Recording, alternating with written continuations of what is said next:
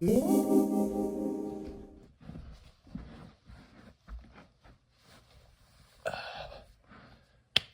name is Stuart Berryhill. I just ran 100 miles in 29 hours, 19 minutes. This is my story. It's There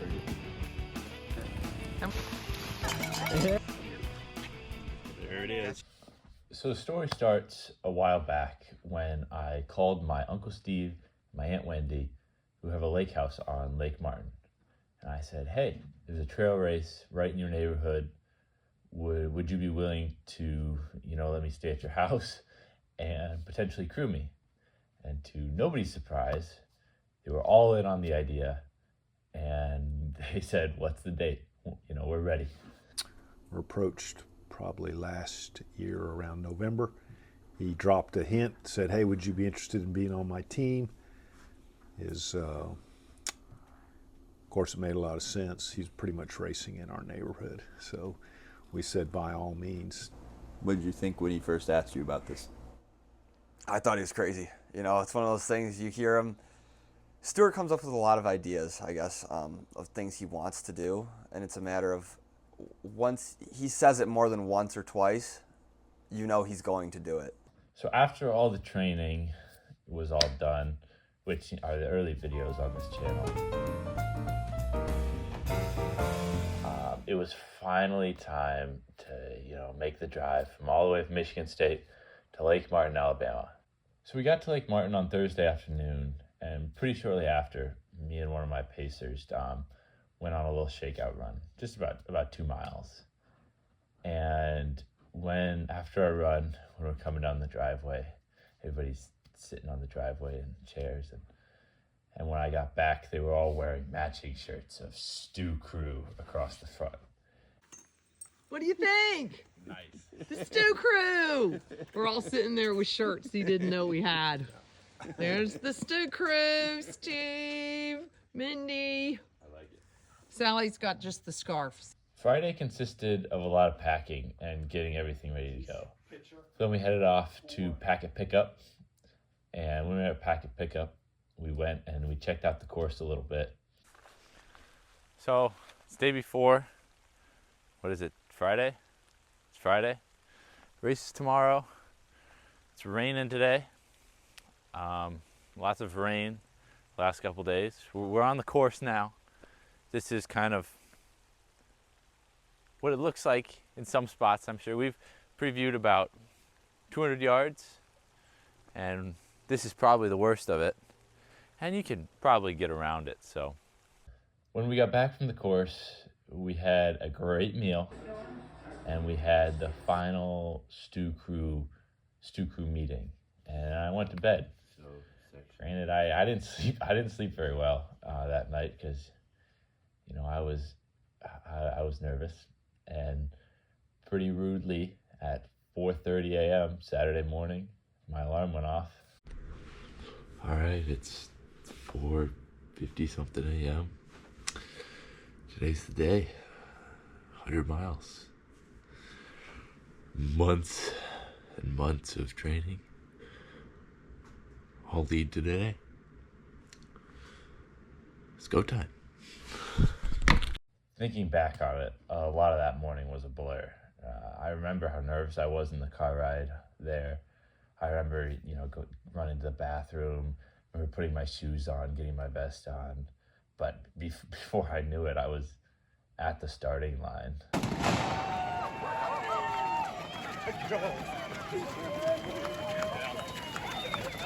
Then, bang, the gun went off.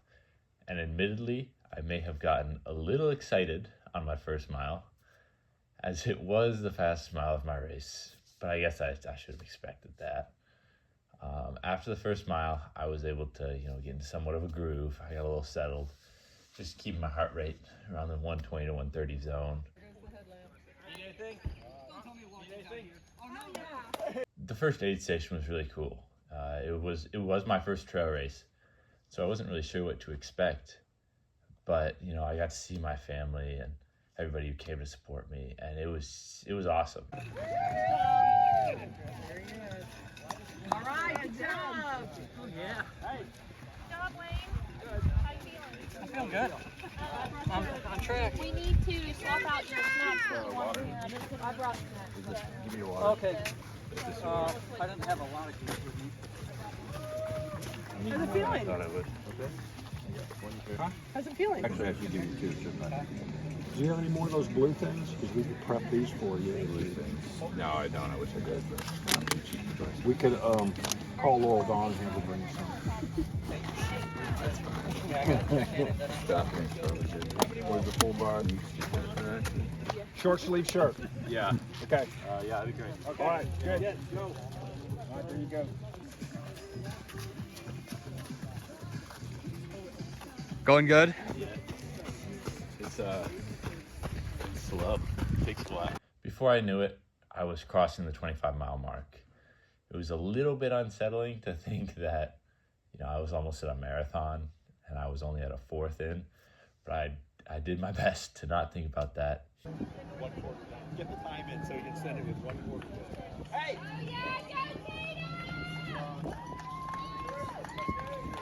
After the first 25 miles, and he looked fantastic.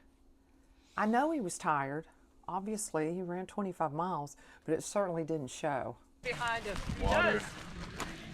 Stu crew. Juice. She's got juice. Man. Hand me the, Up until around the 35-mile mark, it was going pretty good. However, it was about then that it started getting a little bit harder to eat. I started getting a little bit nauseous, and it really continued like that until I was at the aid station around mile 44. When I got to that aid station, I was handed a honey stinger waffle, which I love, and I was told to eat it. After I got my bottles filled, I walked away from my family, and I had just gotten to the official aid station tent where they have everything, and I just swallowed my second bite of the honey stinger. And at that moment, it felt like my balloon stomach had popped, and I just found a trash can and let it go. Threw up pretty big time, and it was actually, just what I needed. I actually felt a lot better afterwards, funny enough. Yay! 2 minutes early. So once I made it to 50 miles, I was able to pick up my first pacer, which was a good friend of mine named Dom. Dom and I ran in high school together, and we've run a bunch of miles in the past. Also at 50 miles, not only did I pick up him, I picked up some other problems. Filmer's gone. Right. Filmer turned into a runner. And we're at 50 miles now, halfway. Yeah. And it is at some time in the morning. What time is it? It is 7:30 or 6:36. 6:36. It feels late, but it's not. It seemed that after throwing up, I did not properly replenish my fluids, and that I had a little dehydration that had finally caught up to me. And that made that next 8 mile section from mile 50 to 58 pretty tough. Hey, how are you? Good. What do you need? I'm good. Just a little water. Okay. How you doing? Good. How's the corner? Good. Fun. Really? Yeah. I was in the darkness. How's dark running? Hey. Any monsters? How you feel? See anything weird? I don't know if I'm too tired to care or what, but You need some more.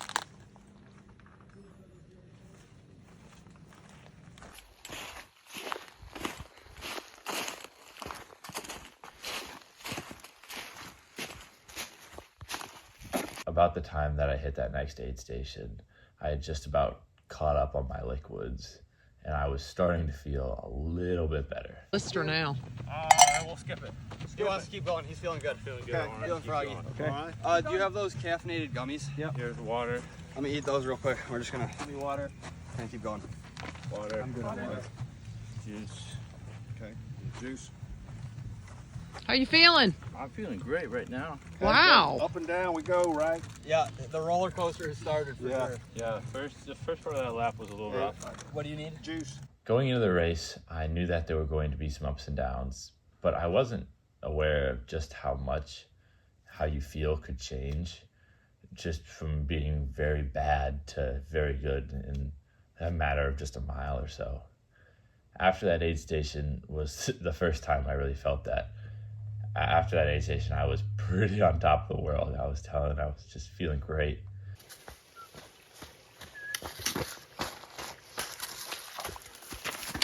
All right, how y'all doing? Oh, he's hitting his stride. That's awesome. All right. How you feeling? Good. Good? Good. Good? Look. You're moving. Dang. How you doing, Dom? Good. Good? Feeling good. Wow. And he told me this before, that like at mile 50 he might be in the lowest place he's ever been, but at mile 55 he could be on top of the world. And and I think we really I really saw that in these miles, because with the section after that he was on top of the world, and I think he ran the fastest split of that section, just one section after being so far down that I didn't know if he was going to recover it.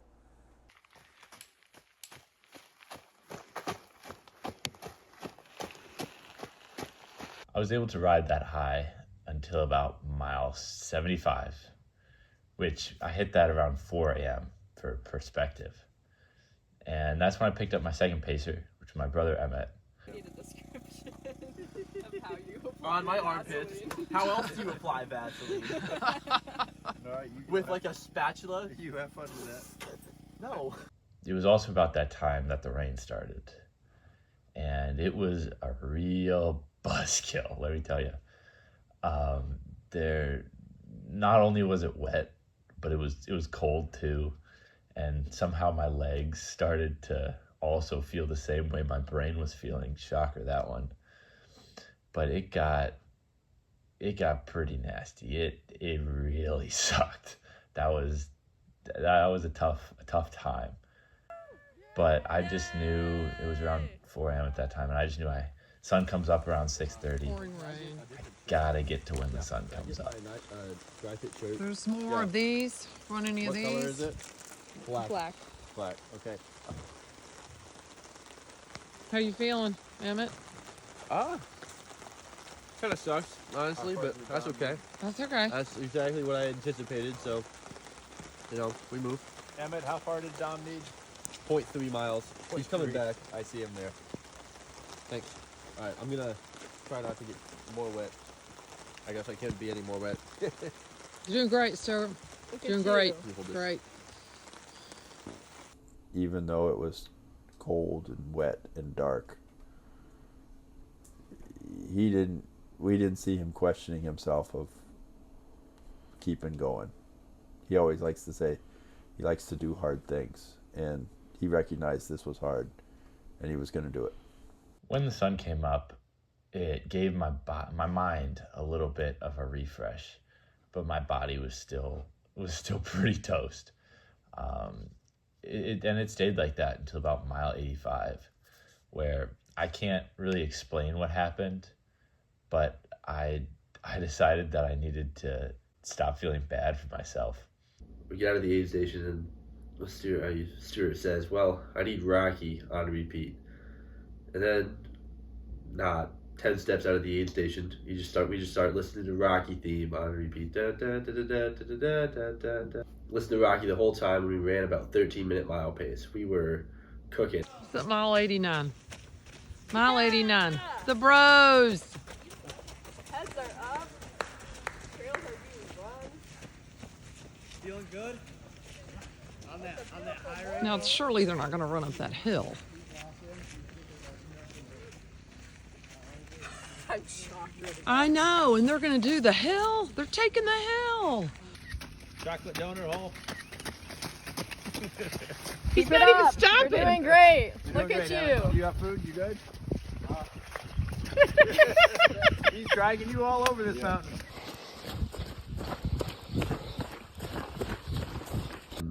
I don't think Stuart said anything to me throughout the whole loop other than, more Rocky, less Rocky. There you go. Home stretch. Home Stop now. And I'm thinking about mile 96. He stops and goes, man, my legs hurt, which is a crazy thing to say when you've been running for, 28 hours? And with about 3 miles left, Wayne caught me. I never introduced Wayne to you guys, but you've seen him a bunch of times as we ran about 90% of the first 50 miles together. You need to meet this guy. Hey! When Wayne caught me, I was leaned up on my poles. I was taking a breather. Wayne catches up to us, and he is booking it. And it was like a movie jump scare of, I hadn't seen him because we blew by him right at the beginning of the third loop at Heaven Hill, and he just blew by us. And Stuart had been doing a lot of walking and stopping and feeling bad for himself and leaning over on his poles, and it's like a switch flipped in him. It was like that. It was like he became an 800-meter runner again, and just kept with him. And Wayne was cooking and Stuart was cooking, and him and his pacer were listening to music, and we were just listening to Rocky, and we were running with him for about a mile, both just hauling ass. I mean, this was finally the first point where I started to feel tired. And then it's like they arranged a truce of, they both knew that they couldn't keep the pace that they were going, and they decided that they were gonna, that just for our body's sake, that we were gonna hold off the foot race until the final 100 meters. So we decided that the difference of 6th place and 7th place was going to be decided in the final 100 meters of the race.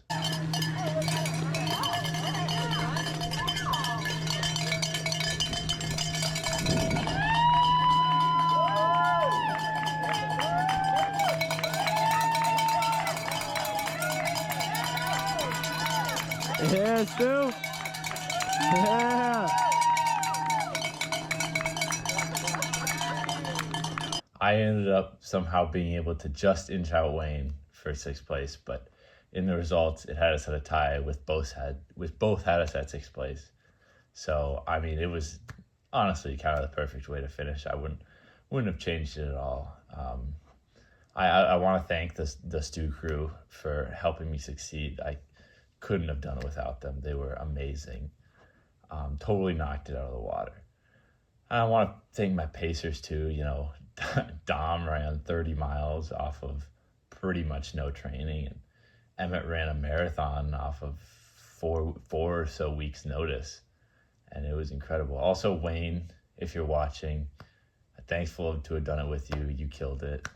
And thank you guys also for watching. I hope this might inspire you to do something hard, or maybe go for a run. Who knows? It might change your life. I know it's changed mine. Thanks for watching. Stuart's always got big ideas, and we love to support him, whatever those big ideas are, even when they're bigger than we can imagine, but obviously not bigger than he can.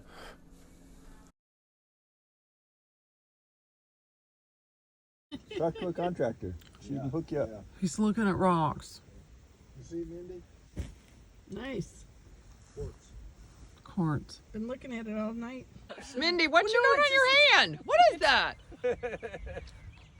It's got the hemp CBD lotion. Full spectrum hemp lotion. Yeah, she's ready. Well, He said, this is just a touch and go. He's not going to want me to sit there and take all that time. That's true. I He'll mean, probably be good one. Oh yeah. Yeah, they're awesome. Fill up. I'm gonna give one to you. Bet. I'll give him. Thank you. Pop it in. You can take more than one. I'm good right now. Yeah, thank you, Dad. Sticks. They need to have their sticks. Okay, it's 2 a.m. It's Dad. How's it going, guys? So you think it's We're in going the to car. run the data? They just ran their fastest Stay. section. Huh. Yeah, we're struggling to do math after 20 some odd hours. Keep track of where the boys are going to be.